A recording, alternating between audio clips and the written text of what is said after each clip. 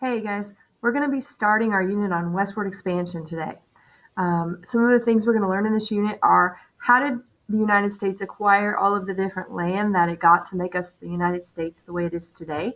And because we know that it wasn't started like that, it started as 13 colonies. And we're also going to find out how expanding westward past the Mississippi River affected different groups of people. So that's kind of going to be what we're focusing on during this unit. The first thing I started you off with in your assignment today was a painting by John Gass called American Progress. I hope you wrote down some of the things that you noticed. You probably noticed different groups of people in that painting going a certain direction and getting there in different ways. There's a lot that goes on in that painting, so I just wanted you to kind of take a minute and check it out. All right. One of the things we're going to be talking today about is manifest destiny.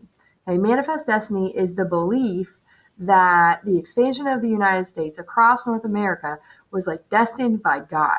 That's what the people believed. So you see this kind of like angelic form in that painting by John Gast.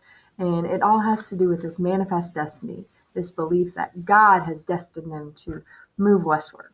All right, so today we're just going to do a brief introduction, and then I'm going to have you make some predictions when we're done reading. So if you will look at the text with me and read along as I read aloud. It says, after the introduction, in the late 1700s, Americans were developing their government and economy. At that time, the United States stretched from the Atlantic Ocean to the Mississippi River. However, for the next century, the United States would expand west across North America by taking control of territories or large regions of land.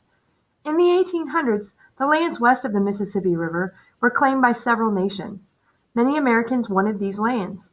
Some people believed that it was the nation's natural right to take these territories for itself, saying that expanding westward was the nation's fate.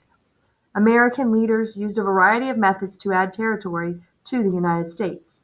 Sometimes they bought land, and other times they made agreements with other countries for land. One time, the United States was able to add land after fighting a war. Many Americans thought that expanding the United States was good for the country. But as you will see, it was not good for everyone. By 1783 and between 1783 and 1853, the United States slowly added land farther and farther west. As you read about each new territory, think about why the United States wanted that land. How did the United States gain control of the territory? What happened to the people who already lived there? So like I said, we're going to find out how we got that land, why we wanted that land, and how that affected the people that were already living there. All right. What you're going to do next is go to the next slide, and you're going to be making some predictions. These aren't things you've read about yet. These are just what you think people might have felt or been thinking about. So one of the things asked you to consider maybe how it would have felt to be a Mexican at this time, or a Native American at this time, or someone that was getting ready to travel west, a settler. So I just want you to write down some of the things you think they might have been thinking in the situation that's there.